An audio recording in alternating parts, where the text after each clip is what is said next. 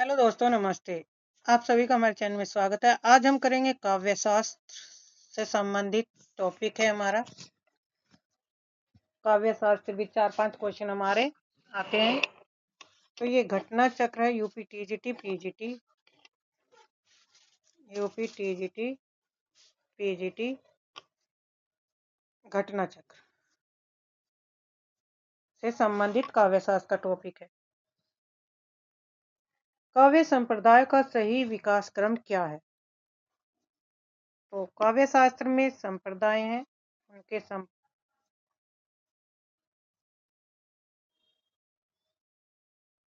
पहला क्वेश्चन है रस संप्रदाय, ध्वनि संप्रदाय, रीति संप्रदाय, वक्रोन्ति और औचित्य। तो रस संप्रदाय है 5वीं से 6वीं शताब्दी। 5वीं से 6वीं शताब्दी। ध्वनि अलंकार है 9वीं शताब्दी का है। रीति 8वीं का है। वक्रोन्ति 10वीं का है और औचित्य 9वीं शताब्दी का है।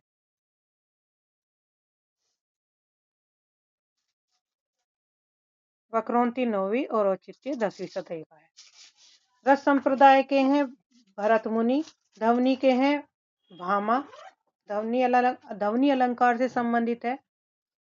ध्वनि के हैं आनंदवर्धन, अलंकार के भामा, रीति के वामन, वक्रोन्ति के कुत्तक और औचित्य के क्षेमेंद्र। राइट आंसर इसमें हमारा क्रम जो बनेगा वो होगा ऑप्शन बी। सबसे पहले रस, फिर अलंकार, रीति, वक्रोन्ति, ध्वनि और औचित्य। ध्वनि अलंकार आनंदवर्धन का है, तो ये 9वीं शताब्दी का है। रीति वामन 8वीं का है। अलंकार 6वीं से 7वीं शताब्दी और रस है 2वीं से 3वीं शताब्दी के माना जाता है। भरत मुनि का। यहाँ पे व्याख्या देखते हैं। संस्कृत काव्यशास्त्र का इतिहास भरत मुनि 200 ईस्वी पूर्व यानी कि 2वीं शताब्दी या 3वीं शताब्दी के मध्य तक ये रस संप्रदाय के प्रवर्तक माने जा रहे हैं। आचार्य भामा अलंकार के आचार्य माने जाते हैं। इन्होंने अपने ग्रंथ बौद्ध दार्शनिक सिद्धांतों से अपना परिचय दिखलाया। इस आधार पर भी इनको 5वीं से 6वीं शताब्दी के मध्य का ठहराया जाता है। 5वीं से 6वीं शताब्दी का किसे ठहराया जाता है? भामा को। संस्कृत के काव्य शास्त्रियों में वामन का विशिष्ट स्थान है। महत्वपूर्ण स्थान किसका है? वामन का, क्योंकि इन्होंने रीति को काव्य की आत्मा माना और साहित्य जगत में रीति संप्रदाय नामक एक नवीन संप्रदाय को जन्म दिया। आचार्य बलदेव उपाध्याय के मत में वामन का समय 800 ईस्वी के आसपास रखा जाता है। तो वामन का समय 8वीं शताब्दी। कुंतक काव्यशास्त्र के इतिहास में वक्रोन्ति जीवित कार के नाम से प्रसिद्ध है, तो इन्हें 10वीं सदी का माना जाता है। वक्रोन्ति को ईस्वी के अंतिम भाग में रखा जाता है। आनंदवर्धन ध्वनि संप्रदाय के प्रवर्तक है और जन्मदाता माना जाता है, जिनका समय 9वीं शताब्दी ईस्वी के मध्य सुनिश्चित किया गया। औचित्य संप्रदाय के प्रवर्तक क्षेमेंद्र है। काव्य का सर्वस्व किसे कहा गया? ध्वनि को, अलंकार को, वक्रोन्ति को या रीति को। तो राइट आंसर होगा ऑप्शन बी, अलंकार। अलंकारवादियों ने अलंकार को काव्य का सर्वस्व कहा गया है। भामा ने अपने काव्य अलंकार नामक ग्रंथ में केवल अलंकार को ही काव्य आत्मसिद्ध करते हुए उसका विस्तृत विवेचन किया। भामा के उपरांत दंडी, उद्भट और रुद्रट ने अलंकार विवेचना को और भी अधिक पुष्ट और विस्तृत किया गया है। औचित्य को काव्य की आत्मा के रूप में प्रतिष्ठित करने वाले आचार्य हैं भामा, क्षेमेंद्र, भट्टोट और भट्टलोलट। तो राइट आंसर होगा क्षेमेंद्र।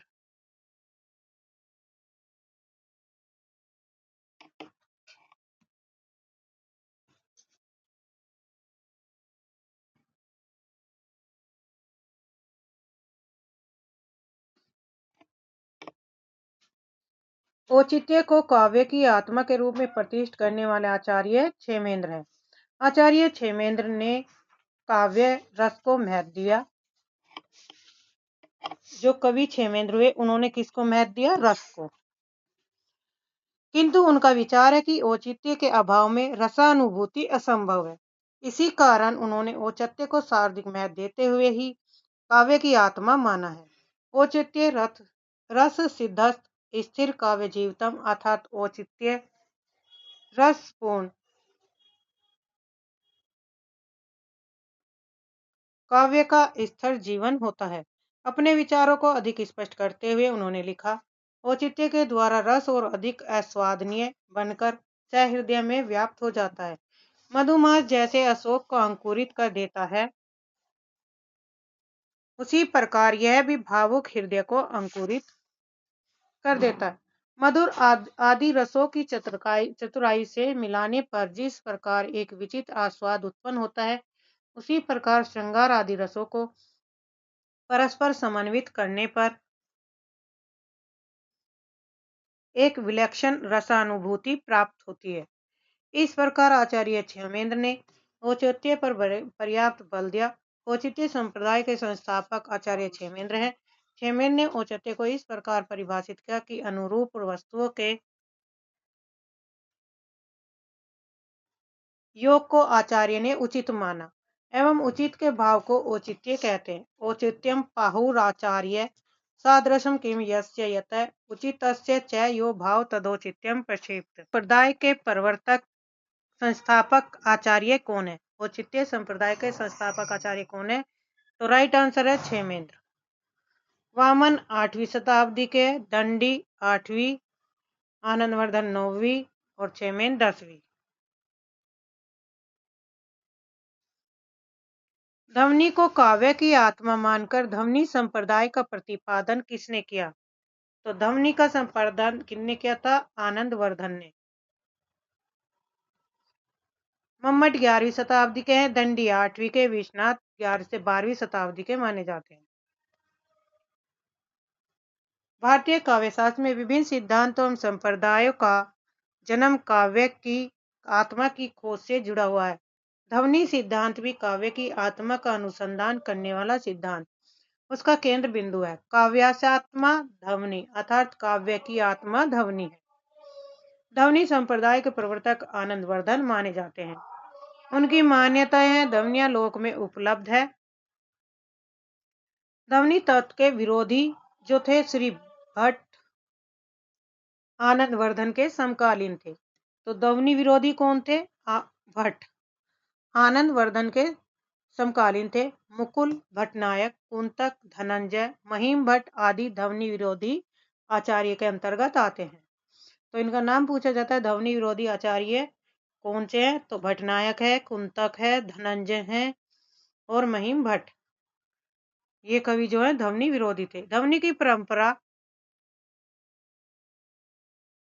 आनंदवर्धन से पूर्व भी विद्यमान थी। अलंकारवादी आचार्यों ने ध्वनि शब्द का प्रयोग नहीं किया, फिर भी अनेक अलंकार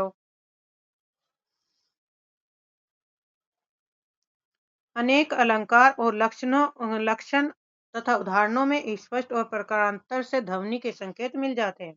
आनंदवर्धन ने ध्वनि सिद्धांत की प्रथम बार व्यवस्थित व्याख्या की, किंतु उनका प्रबल विरोध हुआ। बाद में आचार्य मम्मट ने अपने विवेचन द्वारा ध्वनि सिद्धांत की पुनः स्थापना की।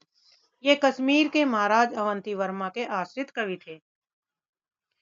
अन्य महत्वपूर्ण तथ्य हैं ध्वनियां लोक के अतिरिक्त आनंदवर्धन के और भी ग्रंथ हैं, जैसे इनके याद रखने हैं भाई, जैसे देवी शतक, अर्जुन चरित, सविक्रमवान लीला, विनिश्चय टीका विवर्ती और तत्वालोक। मम्मट की संप्रदाय के आचार्य हैं, तो राइट आंसर है ध्वनि के। काव्य के विशिष्ट तत्व के रूप में ध्वनि शब्द का सर्वप्रथम प्रयोग किसने किया? भामा ने, दंडी ने, कुंतक ने या आनंदवर्धन ने? तो ध्वनि के कौन थे? आनंदवर्धन। ध्वनि संप्रदाय के संस्थापक आचार्य हैं आचार्य आनंदवर्धन। किसने ध्वनि को सर्वप्रथम काव्य की आत्मा कहा है? तो राइट आंसर है ध्वनि की सर्वप्रथम काव्य आत्मा आनंदवर्धन ने। आनंदवर्धन ने सर्वप्रथम ध्वनि को काव्य की आत्मा घोषित किया। ध्वनि से अभिप्राय कवि अनुभूति रूप कथ्य से है। यानी कि जिसके सुनने से हमें अनुभूति परम आनंद की प्राप्ति होती है, जो वाचक शब्दों के अपेक्षक व्यंजक शब्दों द्वारा मार्मिकता प्रकट होता है। ध्वनि संप्रदाय को व्यवस्थित करने वाले आनंदवर्धन है। Option A.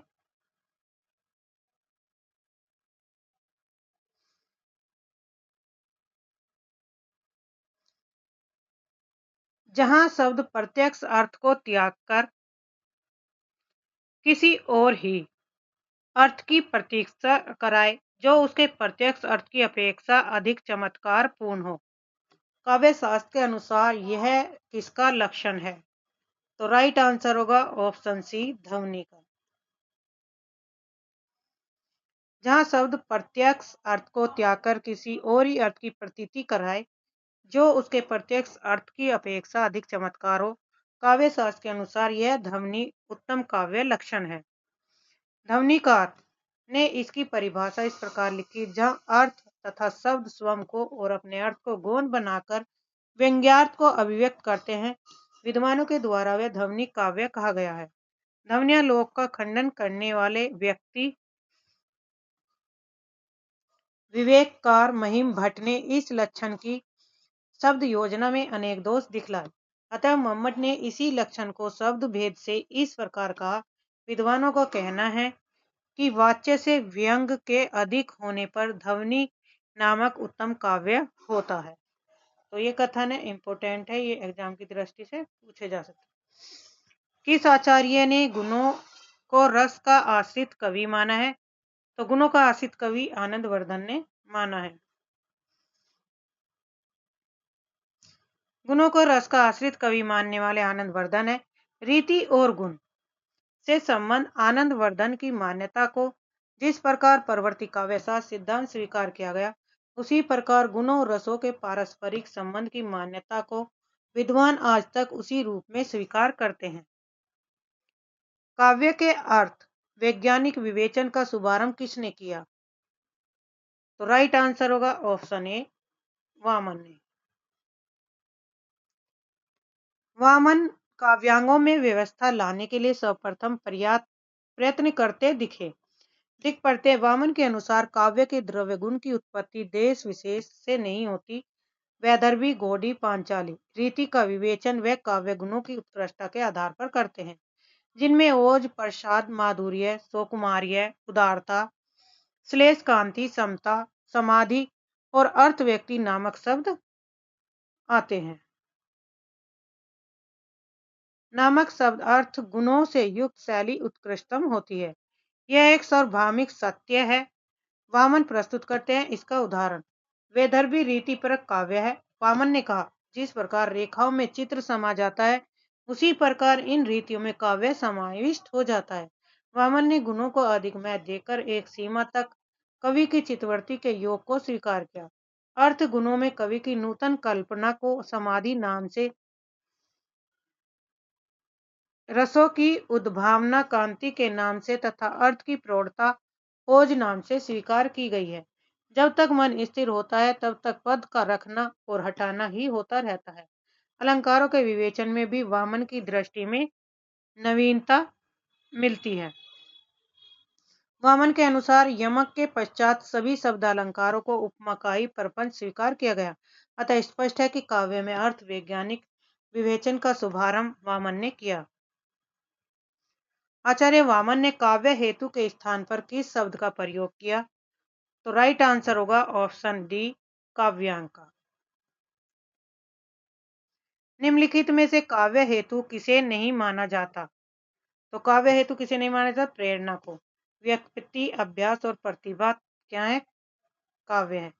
आचार्य भामा ने काव्य हेतु 3 भेद माने हैं। आचार्य भामा ने कितने भेद माने? 3। प्रतिभा, व्युत्पत्ति और अभ्यास। दंडी ने भी शब्द भेद से इन्हें स्वीकार किया। रुद्रट यानी कि जो दंडी और भामा क्या मानते हैं? काव्य हेतु 3 भेद मानते हैं। रुद्रट तथा कुंतक ने भामा की प्रतिभा के स्थान पर शक्ति शब्द का प्रयोग किया और राजशेखर ने शक्ति को ही मुख्य काव्य हेतु माना है। विशिष्ट पदरचना किस काव्यशास्त्र संपादक से संबंधित है? तो विशिष्ट पद रचना किससे है? रीति संप्रदाय से। Option C. संघटना को रचना नाम से भी अभिहित किया गया। वामन ने रीति को काव्य की आत्मा माना। उनकी दृष्टि में विशिष्ट पद रचना का नाम रीति है। विशिष्ट का अर्थ गुणात्मकता है, अर्थात पद रचना का वैशिष्ट्य उसकी गुणात्मकता पर निर्भर है। इस प्रकार गुणात्मक पद रचना का नाम रीति है। वामन ने रीति के वैदर्भी, गोडी और पांचाली 3 भेद किए हैं। तो वामन ने कितने भेद किए हैं? 3। कौन कौन से? नंबर 1 वैदर्भी, नंबर 2 गोडी और नंबर 3 पांचाली।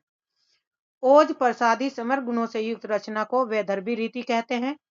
वैदर्भी रीति के अंतर्गत क्या आता है? ओज और प्रसादी माधुर्य से और तेजस। ओज और कांति गुणों से युक्त रचना गोडी और माधुर्य और सौकुमार्य से युक्त रचना को पांचाली रीति कहते हैं।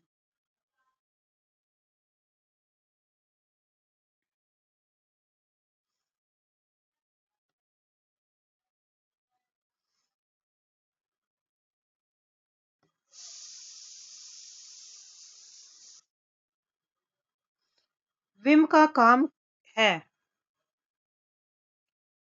काव्य को सजीव बनाना। विम का क्या काम है? काव्य को सजीव बनाना। आधुनिक युग में पाठक और आलोचक कविता की सजीवता को अधिक मान्यता देते हैं। मोटे रूप में कहा जा सकता है कि आधुनिक कवि का दृष्टिकोण सौंदर्यवादी की अपेक्षा जीवनवादी अधिक है। यही कारण है कि कविता में विम का महत्व बढ़ गया। ऐसा माना जाता है कि विम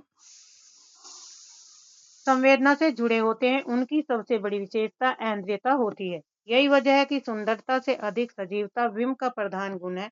अलंकार में सजीवता हो सकती है, लेकिन उसके प्रयोग का प्रधान उद्देश्य कविता में सौंदर्य लाना होता है। ठीक उसी प्रकार विम में सौंदर्य हो सकता है, लेकिन उसका काम कविता को सजीव बनाना। विम कई प्रकार के होते हैं, जैसे दृश्य, श्रव, घ्राण, स्पर्श और स्वाद। दृश्य का देखना, श्रव्य का सुनना, घ्राण का ग्रहण करना, स्पर्श का छूना, स्वाद का टेस्ट। निम्न में से कौन भरत मुनि के रस सूत्र का एक व्याख्याकार नहीं है? तो राइट आंसर होगा ऑप्शन बी, चेमेन। भारतीय काव्यशास्त्र परंपरा में रस सिद्धांत पर सबसे प्रामाणिक और चर्चित रचना भरत मुनि के नाट्यशास्त्र के रूप में मिलती है। रस की निष्पत्ति का सर्वप्रथम उल्लेख इसी रचना में किया गया। भरत मुनि के रस सूत्र की व्याख्या में भी उत्तरवर्ती आचार्यों ने अपनी शक्ति लगाई और उसके परिणाम स्वरूप उत्पत्तिवाद, अनुमतिवाद और भुक्तिवाद, अभिव्यक्तिवाद, इन 4 सिद्धांतों का विकास हुआ। विभाव, अनुभाव आदि तथा व्याभिचारी भावों के संयोग से रस की निष्पत्ति होती है। इस भरत सूत्र में जो निष्पत्ति शब्द आया उसके भी 4 अर्थ होते हैं। निष्पत्ति अर्थ के भी कितने अर्थ होते हैं? 4।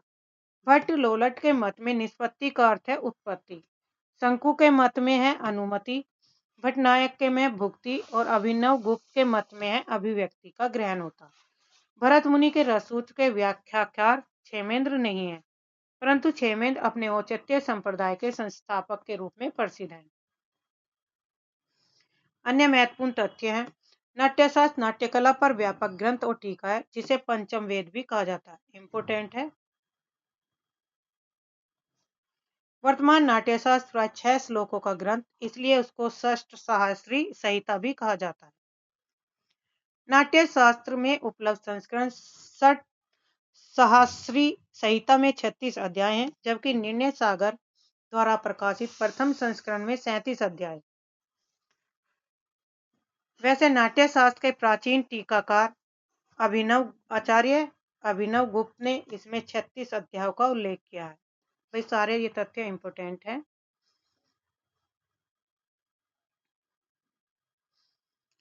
रस में निष्पत्ति में अभिव्यक्तिवाद का किसका मत है? तो राइट आंसर है अभिव्यक्तिवाद, अभिनव गुप्त से संबंधित। अभिनव और अभिव्यक्ति ऐसे आप याद रख सकते हैं। नाट्य शास्त्र के रचयिता हैं भरत मुनि, आचार्य भरत मुनि, ऑप्शन ए। नाट्य शास्त्र के प्रेरणता है भरत मुनि। इसमें से भरत मुनि द्वारा विरचित ग्रंथ है नाट्य शास्त्र, ऑप्शन सी। भरत मुनि के रस सूत्र की भुक्तिवाद के आधार पर व्याख्या करने वाले नायक है भट्ट नायक। Option B. रस के संबंध में भुक्तिवाद के प्रतिपादक भट्टनायक। भरत के रसूट के व्याख्याता आचार्य शंकु का सिद्धांत क्या कहलाता है? तो उनका सिद्धांत उत्पत्तिवाद, अभिव्यंजनावाद, अनुमतिवाद।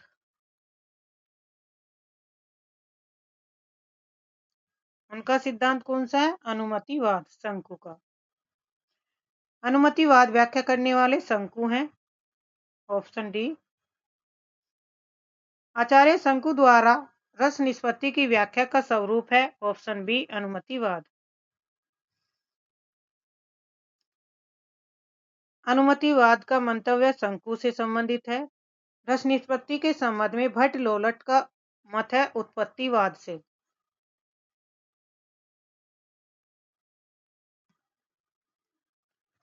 भट्ट लोलट का किससे संबंध है? उत्पत्तिवाद। भट्ट लोलट द्वारा प्रतिपादित मत कौन सा है? उत्पत्तिवाद। Option A. रसानुभूति के संदर्भ में उत्पत्तिवाद संप्रदाय के जनक है भट्ट लोलट। Option D.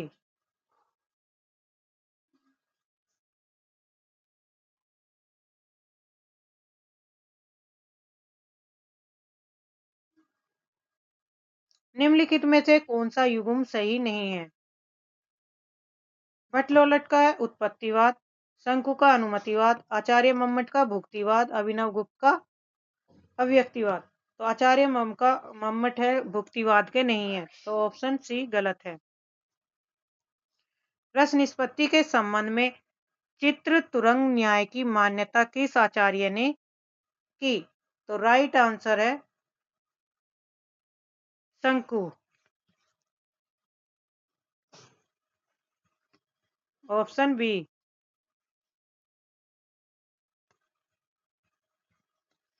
भट्ट नायक ने रस सिद्धांत के अंतर्गत साधारणीकरण व्यापार का सर्वप्रथम उल्लेख किया। रस विवेचन में चित्त तुरंग न्याय की कल्पना इनमें से किस आचार्य ने की? तो राइट आंसर है शंकु ने। सूची फर्स्ट और सूची सेकंड को अनुमान करना है।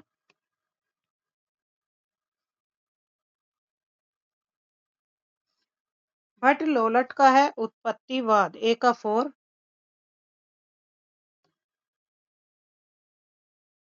शंकु का है अनुमतिवाद। भट्ट नायक का है भुक्तिवाद और अभिनव गुप्त का है अव्यक्तिवाद। तो ऑप्शन बी।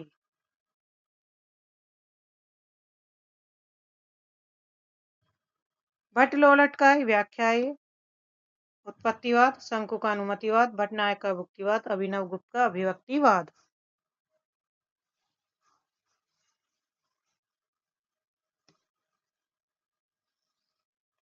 भारतीय रस सिद्धांत में साधारणीकरण का प्रयोग सर्वप्रथम किसने किया? तो राइट आंसर होगा आचार्य भट्ट नायक ने। भारतीय रस सिद्धांत में साधारणीकरण का प्रयोग सर्वप्रथम भट्ट नायक ने किया। साधारणीकरण शब्द का प्रयोग भट्ट नायक ने रस निष्पत्ति संबंधी भरत सूत्र की व्याख्या के लिए किया गया।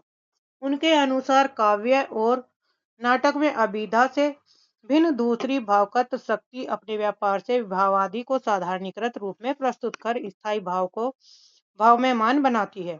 ध्वनिवादियों ने लक्षण और व्यंजना को स्वीकार करते हुए साधारणीकरण में भावगत शक्ति का निषेध किया। भट्ट नायक का भुक्तिवाद किस दर्शन पर आधारित है? तो राइट आंसर है सांख्य दर्शन पर। भट्ट नायक का भुक्तिवाद सांख्य दर्शन पर आधारित, शंकु का अनुमतिवाद न्याय दर्शन पर, भट्ट लोलट का उत्पत्तिवाद मीमांसा दर्शन पर और अभिनव गुप्त का व्यक्तिवाद शैव दर्शन पर आधारित है। वेरी वेरी इंपॉर्टेंट है, ये याद रखने आपको। भक्तिवाद, दर्शन, उत्पत्तिवाद, सिद्धांत। महिम भट्ट द्वारा प्रतिपादित सिद्धांत है अनुमानवाद का। जो महिम भट्ट कवि हुए उनका है अनुमानवाद। महिम भट्ट ने अपने अनुमान सिद्धांत को प्रतिपादित करते हुए अपने व्यक्ति विवेक नामक ग्रंथ ध्वनि सिद्धांत के विरुद्ध लिखा। उनका मत है कि ध्वनि सिद्धांत के विशाल भवन का जिस व्यंजना के मूलाधार पर निर्माण किया गया, वह व्यंजना कोई स्वतंत्र पदार्थ नहीं किंतु पूर्व सिद्ध अनुमान ही है। अनुमान में साधन से साध्य का अनुमान किया जाता है। जैसे पर्वत पर धुआं होने पर वहां अग्नि का अनुमान किया जाता है, उसमें पर्वत पर अग्नि होना सिद्ध करने में धुआं ही साधन है।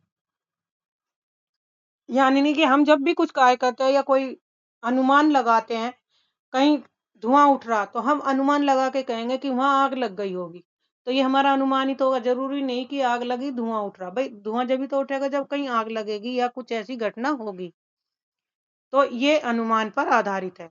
जैसे पर्वत पर धुआं होने पर वहां की अग्नि का अनुमान किया जाता है, उसमें पर्वत पर अग्नि होना सिद्ध करने में धुआं ही साधन है, अर्थात कारण है, क्योंकि जहां धुआं होता है वहां अग्नि अवश्य होती है। महिम भट्ट का कहना है कि किसी प्रकार जिसे व्यंजक कहा जाता है, जिसके द्वारा व्यंग अर्थ की प्रतीति होना बताया जाता है, वह उसी प्रकार व्यंग्यार्थ की प्रतीति का कारण है। जिस प्रकार धुआं अग्नि के अनुमान का कारण है, जिसे व्यंग्यार्थ कहा गया है, वह उसी प्रकार भट्ट ने ध्वनिकार द्वारा प्रदर्शित ध्वनि के अनेक उदाहरणों में अनुमान का प्रतिपादन किया है। आचार्य भरत के रससूत्र के प्रथम व्याख्याता हैं भट्ट लोलट, आचार्य शंकु,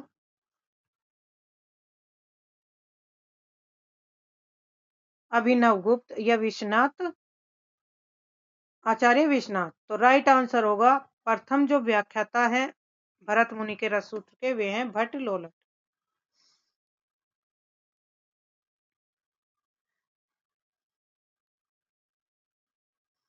आचार्य भरत के रससूत्र के प्रथम व्याख्याता भट्ट लोलट, उनके भट्ट लोलट हैं और उनके अनुसार रसानुभूति स्थायी भावों का ही परिवर्धित रूप है, जो विभाव आदि से पुष्ट होकर स्थायी भाव के उपचित होने पर प्रकट होती है। रसानुभूति और लौकिक अनुभूति का भेद स्पष्ट न कर सकने के कारण लोलट का मत भ्रामक समझा गया है। आचार्य भरत मुनि के बाद रस निष्पत्ति को लेकर मुख्य रूप से किन विद्वानों ने रस के विषय में अपने विचार दिए हैं, उनके नामों का कौन सा क्रम है? तो सबसे पहले है भट्ट लोलट का, फिर भट्ट शंकु, भट्ट नायक और अभिनव गुप्त। Option A. आचार्य भरत मुनि ने रस निष्पत्ति को लेकर मुख्य रूप से जिन विद्वानों ने रस के विषय में अपने विचार दिए, उनके नामों का सही क्रम भट्ट लोलट, भट्ट शंकु, भट्ट नायक और अभिनव गुप्त है। इनका क्रम याद करना इंपॉर्टेंट है। रस निष्पत्ति की विवेचना में भावगत और भोजगत की कल्पना किस आचार्य ने की?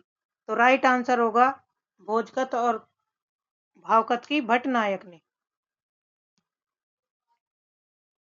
रस निष्पत्ति की विवेचना में भावगत और भोजगत की कल्पना सांख्य शास्त्री आचार्य भट्ट नायक ने की। वे रस प्रक्रिया में भुक्तिवाद को मानते हैं। उन्होंने शब्द की 3 शक्तियां मानी है, अभिधा, भावगत और भोजगत। रस सिद्धांत की व्याख्या करके सबसे पहले दर्शक की महत्ता किसने स्वीकार की? तो राइट आंसर है अभिनव गुप्त ने। अभिनव गुप्त ने भट्ट नायक की अनेक मान्यताओं का खंडन करते हुए भी साधारणीकरण को स्वीकार किया, किंतु अब तक रस निष्पत्ति के सभी व्याख्याताओं द्वारा काव्य के पाठक या श्रोता के व्यक्तित्व की उपेक्षा होती रही। किसी का भी ध्यान इस तथ्य की ओर नहीं गया कि रसानुभूति में काव्य वस्तु के अतिरिक्त संपाठक का भी थोड़ा बहुत योगदान रहता है।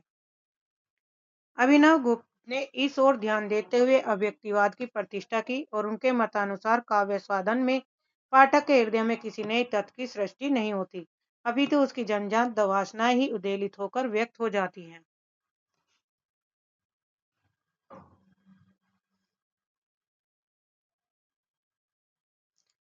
रस को नाट्य तक सीमित रखने का सर्वप्रथम विरोध किसने किया? तो राइट आंसर है अभिनव गुप्त ने। अब है काव्य गुण। काव्य गुणों के संबंध में जो कथन सही नहीं है उसे छाटिए। काव्य गुणों के संबंध में कौन से कथन सही नहीं है उसे छाटिए। गुण काव्य के आंतरिक सौंदर्य है, अलंकार बाह्य शोभा मात्र है। बी है गुण रस के उत्कर्ष और काव्य गुण के शोभाकार है। काव्य शास्त्र में काव्य गुणों का विवेचन नहीं की मिलता। माधुर्य, प्रसाद और सामान्य काव्य गुण है। तो राइट आंसर इसमें ऑप्शन सी। काव्य शास्त्र में काव्य गुणों का विवेचन नहीं मिलता, यह कथन सही नहीं।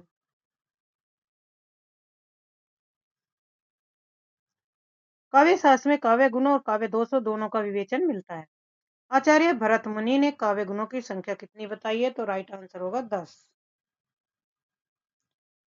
काव्य सौंदर्य की वृद्धि में करने वाले उसमें अनिवार्य रूप से निश्चित विद्यमान रहने वाले धर्म को गुण कहते हैं। गुण की अवधारणा भरत मुनि के समय से ही मान्य है। आचार्य भरत मुनि ने काव्य गुणों की संख्या 10 मानी है। वे इस प्रकार है। नंबर 1 सलेश, नंबर 2 प्रसाद, नंबर 3 समता, नंबर 4 समाधि, नंबर 5 माधुर्य, नंबर 6 ओज, नंबर 7 सौकुमार्य, नंबर 8 अर्थ व्यक्ति, नंबर 9 उदारता और नंबर 10 काम। आचार्य भरत मुनि के अनुसार काव्य दोष भी 10 होते हैं, जो इस प्रकार है। गूढ़ार्थ, अर्थांतर, अर्थहीन, भिन्नार्थ, एकार्थ, अभिलुप्तार्थ, न्यायापेत, विषम, विसंधि और शब्दार्थ। वामन ने गुणों को काव्य का नित्य धर्म मानकर अलंकारों में इनका वर्णन किया है। आनंदवर्धन ने गुणों को रस का अंग माना और इनकी तीन प्रकार के गुण है, ओज, प्रसाद और माधुर्य तक सीमित कर दिया। तो आनंदवर्धन ने 3 गुण माने हैं। देव और भिखारी दास ने गुणों की संख्या 10 मानी है। भरत मुनि ने 10 मानी है। इनमें से किस आचार्य ने काव्य गुणों की संख्या 10 मानी है? तो राइट आंसर है भरत मुनि ने। भरत मुनि ने कितने गुण है? 10 हैं। आचार्य भरत 10। क्वेश्चन रिपीट हो रहा है। 10। आचार्य मम्मट ने गुणों की संख्या कितनी मानी है? तो 3। गुण कितने प्रकार के होते हैं? 3। और उनमें से गुण जो आवश्यक है, इस विषय पर काव्याचार्यों में मतभेद रहा। कोई तो गुणों की संख्या 10 मानते हैं, यथा भरत मुनि दंडी 10, कोई 24 गुण मानता है यथा भोज, और कोई गुण 3 मानता है। 24 किसने माने? भोज ने। भोज ने कितने गुण माने? 24। भरत मुनि ने 10, दंडी ने 10, वामन ने मम्मट ने 3 गुण माने। इन सब पर अलग अलग सबका मत है कि गुण की संख्या के भेद के संबंध में विभेद अधिकतर 10 गुणों को मानने वाले का तथा 3 गुणों को मानने वाले हैं, क्योंकि अग्नि पुराणकार ने भी मुख्य रूप से 3 गुण यथा शब्द गुण, अर्थ गुण और शब्दार्थ गुण माने जाते हैं और इन्हीं के भेदाभेद किए गए हैं। इसी प्रकार भोज ने वामन के 10 गुणों के अतिरिक्त 14 अन्य गुण और भी माने, लेकिन आचार्य मम्मट ने 3 ही गुण मानते हैं। मम्मट के 3 गुण कौन से हैं? माधुर्य, ओज और प्रसाद। वामन के अनुसार काव्य के कितने गुण हैं? तो 3 हैं, माधुर्य, प्रसाद और ओज।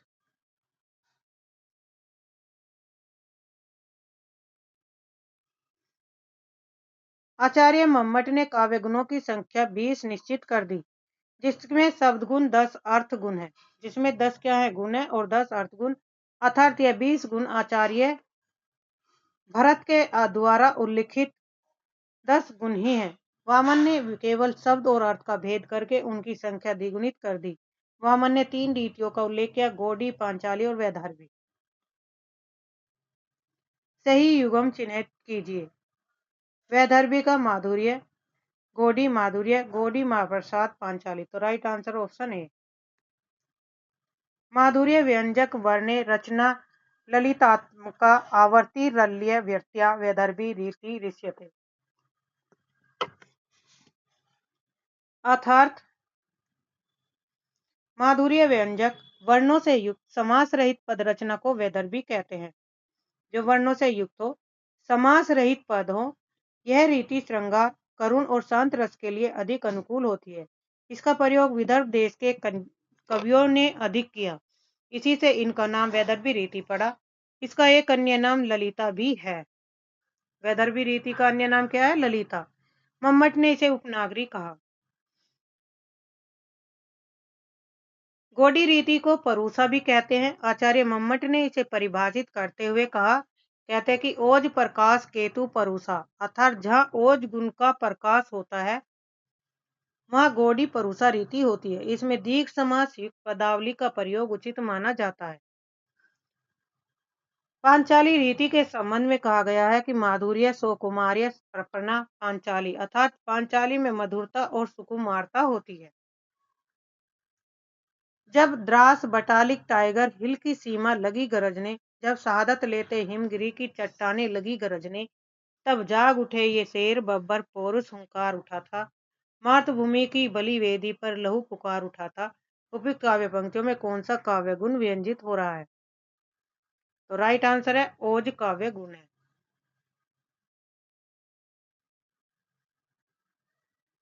उपयुक्त काव्य पंक्तियों में ओज गुण है। ओज वह गुण है जिससे चित्त में स्फूर्ति आ जाए, मन में तेज उत्पन्न हो जाए। ओज गुण से युक्त रस के आस्वादन से चित्त दीप्त हो उठता है, उसमें आवेग उत्पन्न हो जाता है। ओज गुण का क्रमश वीर से विभत्स में और विभत्स से रौद्र में आधिक्य रहता है। जहाँ द्वित्व वर्णों की संयुक्त वर्ण र के संयोग ट और ठ ड ढ की अधिकता हो, समासाधिक्य हो और कठोर वर्णों की रचना हो, वहाँ ओज गुण होता है।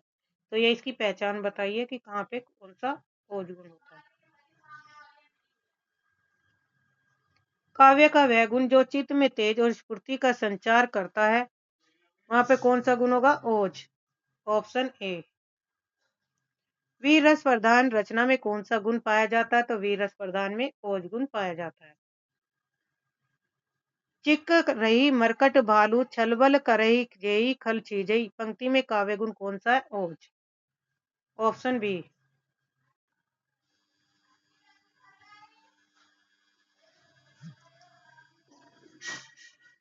उपयुक्त पंक्ति में ओज गुण है। इस पंक्ति में द्वित्व वर्ण और संयुक्त वर्ण र का प्रयोग होता है। माधुर्य गुण किस रस की स्थिति में होता है? तो राइट आंसर होगा श्रृंगार और करुण। श्रृंगार और करुण में माधुर्य गुण पाया जाता है। माधुर्य गुण की श्रृंगार करुण रस में स्थिति होगी। प्रसाद, माधुर्य और ओज काव्य के 3 गुण माने जाते हैं। रसों में इनकी अवस्थिति इस प्रकार है। प्रसाद गुण लगभग सभी रसों में, माधुर्य गुण श्रृंगार और करुण रस में, ओज गुण वीर और रौद्र रस में पाया जाता है। मैं जो नया ग्रंथ विलोकता हूँ, भाता मुझे सो नवमित्र सा, देखूं उसे मैं नित बार बार, मानो मिला मित्र मुझे पुराना। उपयुक्त काव्य में कौन सा गुण है? तो इसमें है माधुर्य। बार बार उसे मिलने की क्या हो रही है? इच्छा हो रही है कि बार बार मेरा देखने का मन है। उपयुक्त काव्य में माधुर्य काव्य गुण प्रयुक्त हुआ है, जिसकी परिभाषा कुलपति मिश्र ने इस प्रकार दी। द्रव्य चित जाके सुनत, अति आनंद प्रधान, सुह मधुरता रसुन क्रम, प्रथम सरस की आन। चित्त को पिंगलाने वाला जो आनंद प्रधान गुण है, उसको माधुर्य कहते हैं।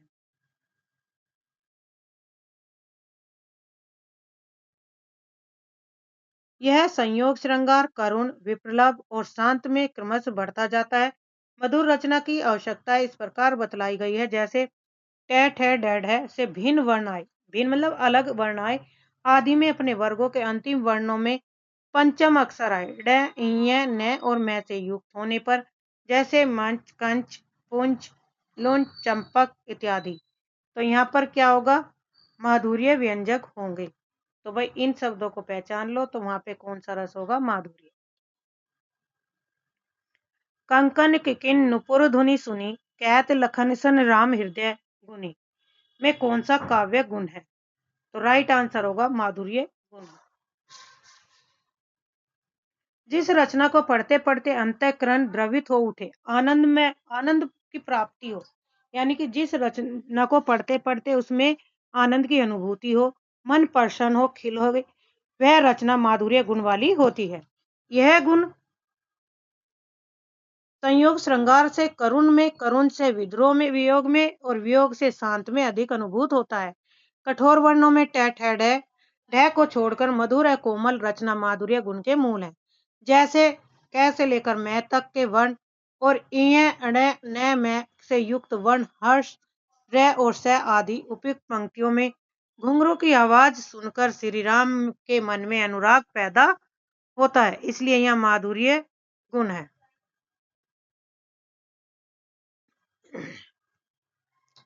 निरख सखिए खंजन आए, फेरे उन मेरे रंजन ने, नयन इधर मन भाए। इन पंक्तियों में कौन सा गुण है? मन भाए, यानी कि मन को अंदर अच्छा लगा, मन प्रसन्न हुआ, तो यहाँ पे होगा माधुर्य गुण। Option B.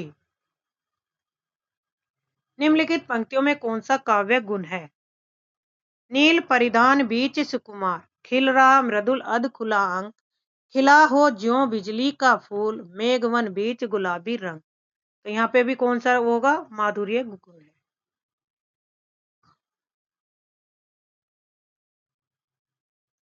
प्रस्तुत पंक्तियां जयशंकर प्रसाद द्वारा रचित कामायनी से ली गई हैं।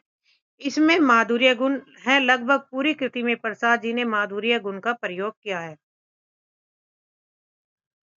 बिंदु में थी तुम सिंधु अनंत, एक सुर में समस्त संगीत, एक कलिका में अखिल बसंत, धरा पर थी तुम स्वयं पुनीत। इसमें भी क्या होगा? माधुर्य गुण। सॉरी, इसमें होगा प्रसाद। प्रस्तुत पंक्तियां पंत जी के काव्य कृति पल्लव से ली गई है। उपयुक्त उदाहरण में प्रसाद काव्य गुण है। जिस प्रकार सूखे ईंधन में अग्नि के समान अथवा स्वच्छ घुले हुए वस्त्र में जल के समान जो रचना पाठक के चित्त में सहसा व्याप्त हो जाती है, वह प्रसाद गुण युक्त कहलाती है। काव्य दोष। भामा के अनुसार काव्य में कितने दोष हैं? तो राइट आंसर होगा, भामा के अनुसार 3 दोष माने गए हैं। इसमें इनमें तो कोई सा भी ऑप्शन नहीं है। भामा के अनुसार 3 दोष है, जैसे सामान्य दोष 11, वाणी दोष 4 और अन्य दोष 11। तो इन सब का जो टोटल करेंगे तो कितने हो गए? 3 प्रकार के कुल 26 काव्य दोष माने जाते हैं। भामा ने 3 प्रकार के काव्य दोष माने और उनके प्रकार कुलों को मिलाकर कितने हो गए? 26 काव्य दोष। सर्वप्रथम भरत मुनि ने नाट्यशास्त्र के 17वें अध्याय में 10 काव्य दोषों का उल्लेख किया था। भरत मुनि ने 10 काव्य दोष माने हैं। वामन ने दोष को शब्दगत और अर्थगत मानते हुए इनके 4 भेद किए। नंबर 1 पद दोष, नंबर 2 पदार्थ दोष, नंबर 3 वाक्य और वाक्यार्थ दोष। मम्मट ने काव्य प्रकाश में 3 प्रकार के काव्य दोष माने, दोष, अर्थ दोष और रस दोष। अनुभाव और विभाव की कष्ट कल्पना किस प्रकार के दोषों में है? तो राइट आंसर है ऑप्शन बी, रस दोष में। देखो सारे टॉपिक आपको याद करने पड़ेंगे, ये कोई सा भी पूछ लेंगे। काव्य दोष कौन से हैं? नंबर 1 स्व शब्द वाच्य, विभाव अनुभाव का कष्ट कल्पना, प्रतिकूल विभाव का ग्रहण, रस की बार बार दीप्ति, बिना अक्षर रस का प्रतिपादन, अंग की अति विस्तृति और प्रकृति विपर्य।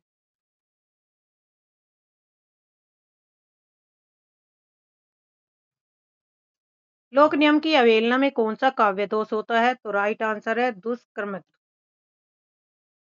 लोक नियम की अवहेलना से दुष्कर्म काव्य दोष होता है। आचार्य विश्वनाथ के अनुसार रस के अपकर्ष को काव्य दोष कहते हैं। च्युत संस्कारत्व को च्युत संस्कृति काव्य दोष भी कहते हैं। जहाँ किसी शब्द का प्रयोग व्याकरण के नियमों के प्रतिकूल विरुद्ध होता है, वहाँ च्युत संस्कृति काव्य दोष होता है। यानी कि जहाँ पर व्याकरण का नियम नहीं होता, तो वहाँ पर कौन सा? च्युत संस्कृति काव्य दोष। जब काव्य में गंवारू शब्दों का अधिक प्रयोग हो, तो वहाँ पर गंवारू विषयों का अधिक वर्णन हो, तो वहाँ पर ग्राम्य दोष की स्थिति मानी गई है। गांव से संबंधित को ग्राम्य दोष। व्याकरण विरुद्ध प्रयोग किस दोष के अंतर्गत आता है? तो राइट आंसर है च्युत संस्कारत्व के अंतर्गत। पांडव की प्रतिमा समलेखो, अर्जुन भीम महामेति देखो, महामति देखो। इसमें काव्य का कौन सा दोष है? तो राइट आंसर है, इसमें कोई भी दोष नहीं है। केशव दास की रचना रामचंद्रिका से ली गई है। वह पंचवटी का वर्णन करते हुए उपयुक्त पंक्तियों का उल्लेख करते हैं। इस काव्य पंक्ति में काल दोष है क्योंकि राम कथा त्रेता युग की है और उसमें पांडव कहाँ थे। कंकन कवनित रनित नुपुर थे, हिलते थे छाती पर हार, मुखरित था कलरव गीतों में, स्वर लय का होता अभिसार। बिछुड़े तेरे सब आलिंगन, पुलक स्पर्श का पता नहीं, मधु में चुम्बन का कातरताए आज ने मुख को सता रही। उपयुक्त काव्य पंक्तियों में कौन सा काव्य दोष लक्षित हो रहा है? तो राइट आंसर है वचन दोष। जिस काव्य में शब्द सुनने पर कठोर, अप्रिय और बुरे लगे, वहां वचन दोष श्रुतिकट्ट दोष होता है। आचार्य विश्वनाथ ने साहित्य दर्पण में रसापकर्ष का दोषा कहकर रस का अपकर्ष करने वाले तत्वों को दोष कहा था।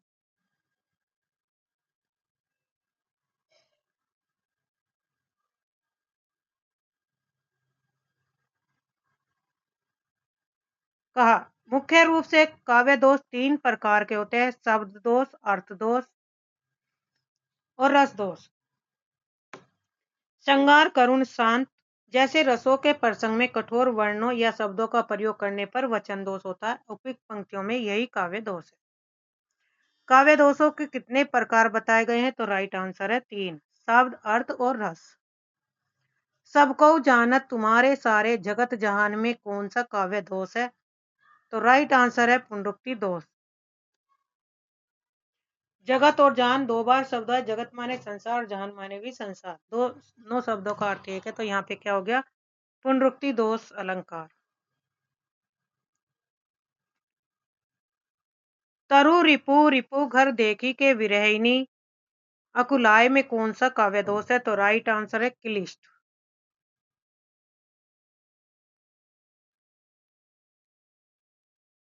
क्लिष्ट का अर्थ है कठिनाई। अर्थ को दुरूह बनाने वाले यानी कठिन बनाने वाले शाब्दिक चमत्कारों के प्रयोग से यह दोष काव्य में आ जाता है। प्रस्तुत पंक्तियों में तरु रिपु रिपुधर शब्दों का प्रयोग किया गया, जिसका तात्पर्य वृक्ष का शत्रु अग्नि, अग्नि का शत्रु जल और जल का धारण करने वाला बादल। ऐसे प्रयोगों के कारण अर्थबोध में कठिनाई होती है, अतः यह क्लिष्ट काव्य दोष है। सुंदर है, विहग है, सुमन है, सुंदर है, मानव तुम सबसे सुंदरतम हो में कौन सा काव्य दोष है? तो राइट आंसर है अधिक पदत्व। एक ही शब्द को कई बार रिपीट किया गया। जहां वाक्य में अनावश्यक अर्थ का पद सूचक प्रयुक्त होता है, वहां अधिक पदत्व दोष होता है। प्रस्तुत पंक्ति में सबसे सुंदरतम का प्रयोग हुआ। यहाँ सबसे सुंदर शब्द का प्रयोग अनावश्यक है क्योंकि सुंदरतम का अर्थ ही सबसे सुंदर होता है।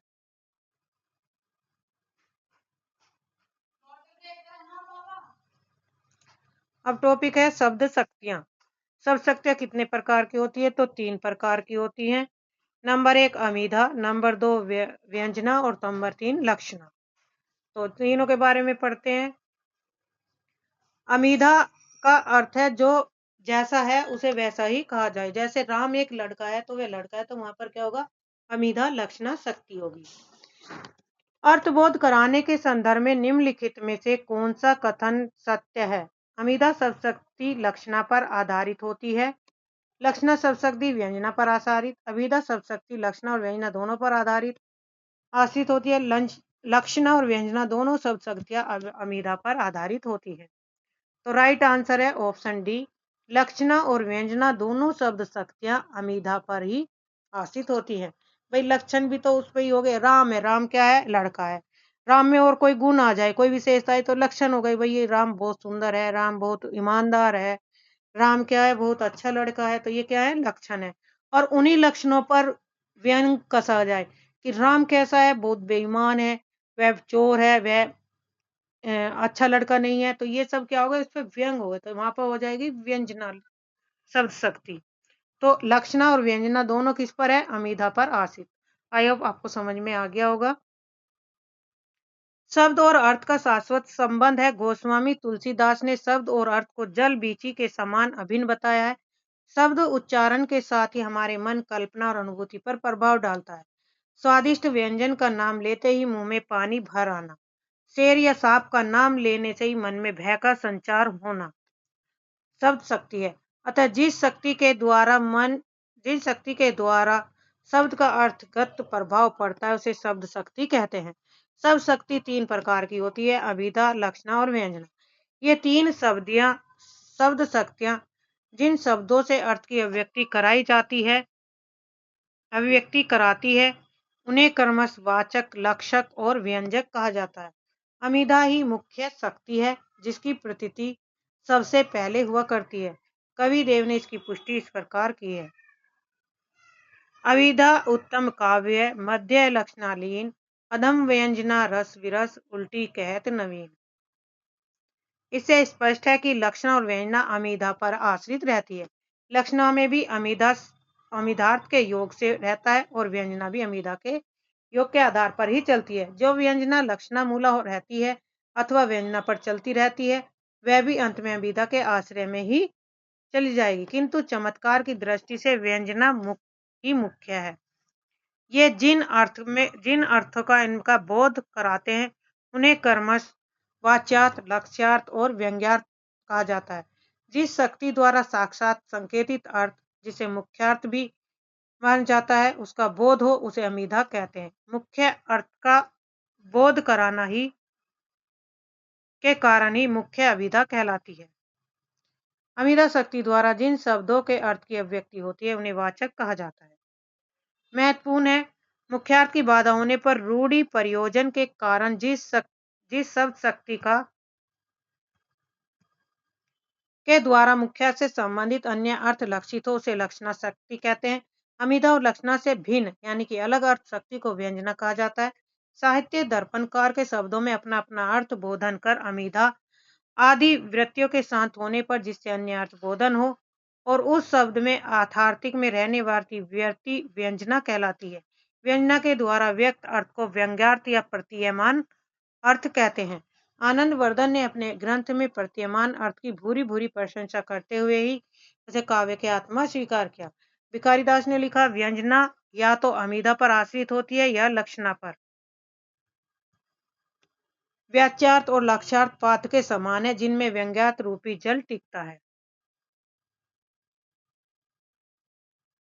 आचार्य रामचंद्र शुक्ल जी ने अमिधा तथा वाच्यार्थ का विशेष महत्व है। असमर्थ वाच्यार्थ में लक्ष्यार्थ और व्यंग्यार्थ निहित होने पर अधिक प्रभावकारक होता है।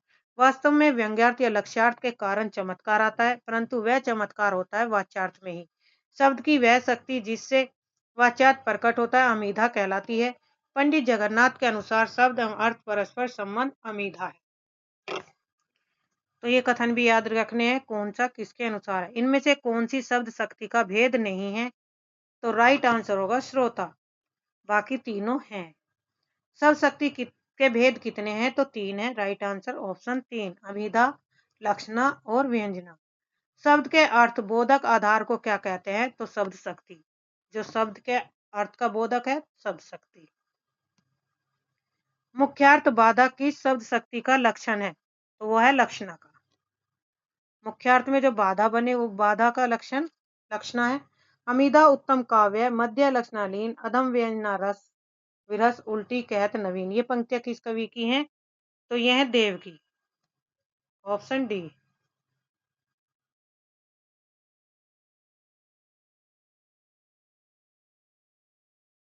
अमिधा उत्तम देव की पंक्तियां हैं, ये रिपीट हो रही हैं भाई।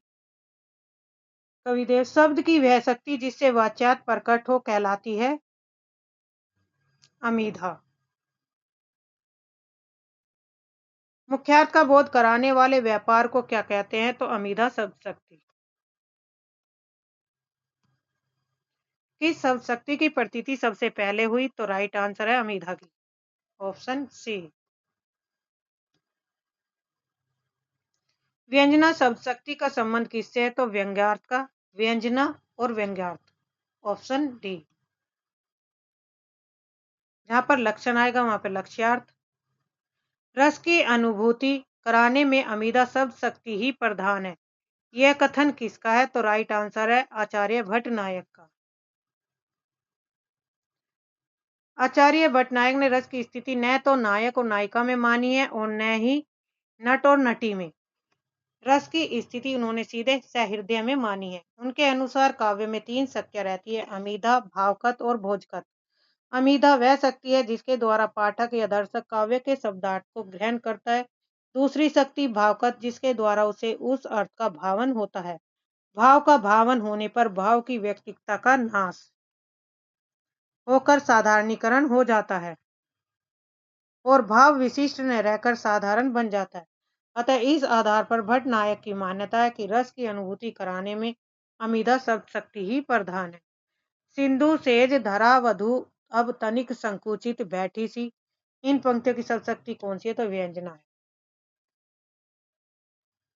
अमीदा और लक्षणा के द्वारा अपने अर्थ का बोध कराकर विरत हो जाने पर जिस शब्द और अर्थ की शक्ति के द्वारा कवि के अभिप्रेत अर्थ की प्रतीति होती है उसे व्यंजना कहते हैं।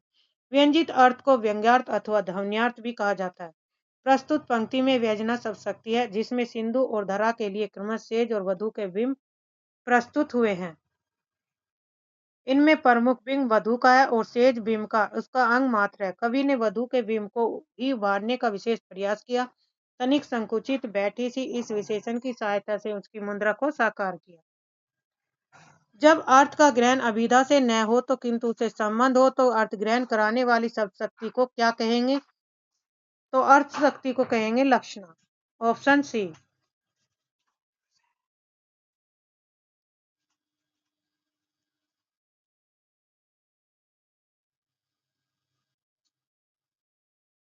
जब सिंह तलवार लेकर उतरा तो गीदड़ भी भाग गए। इस वाक्य में कौन सी शब्द शक्ति है? तो राइट आंसर होगा लक्षणा। लक्षणा शब्द शक्ति है जिसका अर्थ जब सिंह वीर तलवार लेकर उतरा तो गीदड़ कायर की तरह भाग गए। यहाँ सिंह लक्षणा और वीर में है तथा गीदड़ के लक्षण कायर से। लक्षणा शब्द शक्ति द्वारा शब्द के जिस अर्थ का बोध होता है उसे क्या कहते हैं? लक्ष्यार्थ। लक्षणा शब्द शक्ति द्वारा शब्द के जिस अर्थ का बोध होता है उसे लक्ष्यार्थ कहते हैं। मनो उमंगी अंग अंग छवि छलके तुलसी की ये पंक्तियों में कौन सी शब्द शक्ति है? तो लक्षणा है। प्रस्तुत पंक्तियों में राम की शोभा का वर्णन करते हुए कवि कहता है कि छलके शब्द में कितनी शक्ति है, व्यापार को कैसा गोचर रूप प्रदान करता है, जिसका वाच्यार्थ उत्पर अत्यंत तिरस्कृत है। लक्षणा से इसका अर्थ होता है प्रभुत परिमाण में प्रकट होना, पर अभिधा द्वारा इस पर कहने से वैसी अनुभूति नहीं उत्पन्न होती। अभिधेयार्थ स्पष्ट कहा जाता है, लक्ष्यार्थ सूचित कराया जाता है और व्यंग्यार्थ धवन ही संभव है, जो कथित या लक्षित होने पर भी सहृदय द्वारा समझ लिया जाता है। व्यंजना के दो अर्थ है, शाब्दी और आर्थी व्यंजना। व्यंजना के भी दो प्रकार है, शाब्दी और आर्थी। बनन में बागन में बंगरो बसंत पद्माकर की इस पंक्ति में कौन सी शब्द शक्ति ग्रहण की जा सकती है? तो राइट आंसर है लक्षणा से।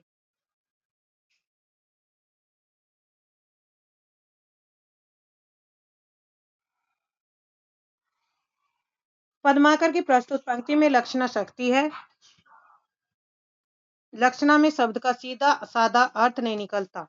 यह वह शब्द शक्ति जिसमें शब्द के लाक्षणिक अर्थ का बोध होता है। इसके तीन प्रमुख तथ्य है। शब्द के अर्थ, शब्द के मुख्य अर्थ के ज्ञान में अवरोध, मुख्यार्थ और लक्ष्यार्थ का उचित संबंध, रूढ़ि और प्रयोजन में एक कोना आवश्यक। रीतिकाल के आचार्य चिंतामणि ने कहा, जो सुनी परे सो शब्द है, समझे परे सो अर्थ। इससे स्पष्ट है कि जो सुनने और समझने के बीच कोई एक कड़ी है, जो सुनने के बाद शब्द के अर्थ को व्यंजित करती है, और यह कड़ी इतनी सूक्ष्म है कि शब्द और इसका अर्थ कहने भर को पृथक है, लेकिन इसे हम शक्ति कहते हैं। प्रयोजनवती लक्षणा के भेद हैं, गौड़ी और शुद्धा। Option A. लक्षणा के दो भेद होते हैं, रूढ़ा और प्रयोजनवती। प्रयोजनवती लक्षणा दो प्रकार की होती है, गौड़ी और शुद्धा। जहाँ गुणों के सादृश्य के कारण बाधित शब्द का प्रयोग हो वहाँ गौणी, तथा जहाँ किसी अन्य शब्द से शब्द का अर्थांतर प्रयोग हो वहाँ शुद्धा होती है। शुद्धा लक्षणा भी दो प्रकार की होती है, उपादान लक्षणा और लक्षण लक्षणा। इन दो प्रकारों की लक्षणाओं में प्रत्येक दो प्रकार की होती हैं, सरोपा और साध्य वासना। प्रयोजनवती लक्षणा के भेद नहीं है, तो राइट आंसर है रूढ़ा। चिरंजीवी चिरजीव्यो जोरी जुरे क्यों ने सने गंभीर, को घटी है व्रस भानुजा वे हलधर के वीर। इसमें कौन सी व्यंजना है? तो राइट आंसर है व्यंजना है, ऑप्शन सी।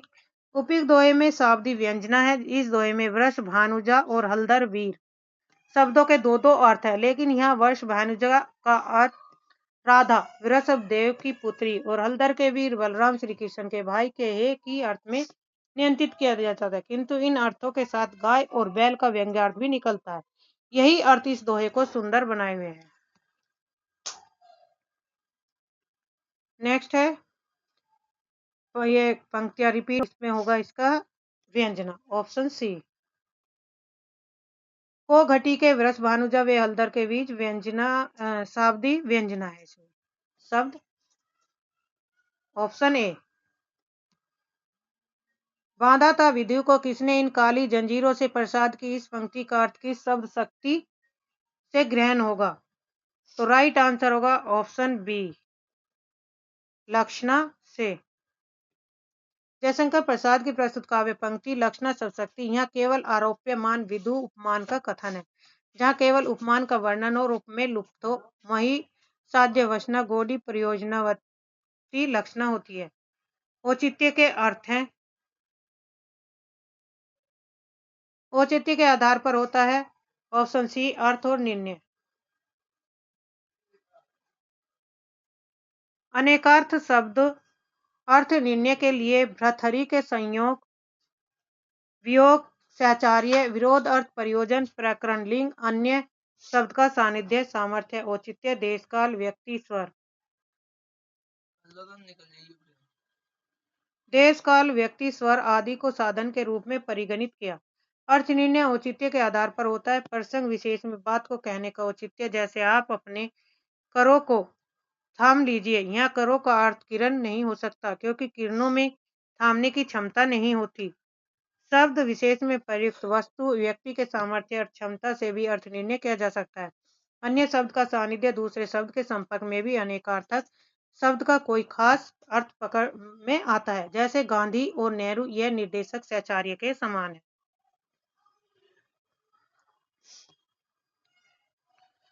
नेक्स्ट है, पद्माकर की प्रस्तुत पंक्ति में लक्षणा शक्ति है। लक्षणा में शब्द का सीधा साधा अर्थ नहीं निकलता। यह वह शब्द शक्ति है जिसमें शब्द के लाक्षणिक अर्थ का बोध होता है।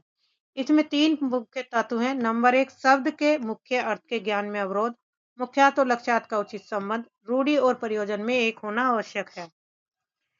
रीति काल के आचार्य चिंतामणि ने कहा, जो सुनी परे सो शब्द है, समझे परे सो अर्थ। इससे स्पष्ट होता है कि सुनने और समझने के बीच कोई एक कड़ी है जो सुनने के बाद शब्द के अर्थ को व्यंजित करती है, और यह कड़ी इतनी सूक्ष्म है कि शब्द और उसका अर्थ कहने भर को पृथक है। इसे हम शक्ति कहते हैं।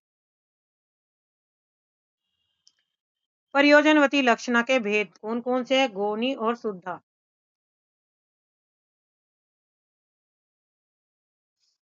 प्रयोजनवती लक्षणा का भेद नहीं है तो रूढ़ा नहीं है। चिरजीवी जोरी जुरे क्यों ने सने गंभीर, ये रिपीट हो गया पेज।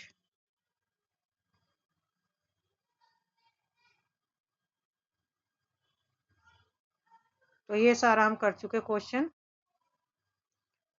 तो आज के लिए इतना ही। धन्यवाद। चैनल को सब्सक्राइब करिए, लाइक करिए और वीडियो को शेयर करते रहिए। आज हमने काव्यशास्त्र से संबंधित जितने भी क्वेश्चन थे घटना चक्र वे समाप्त कर दिए। इसमें 2 टॉपिक लिए काव्यशास्त्र और शब्द शक्तियां से संबंधित प्रश्न उत्तर थे।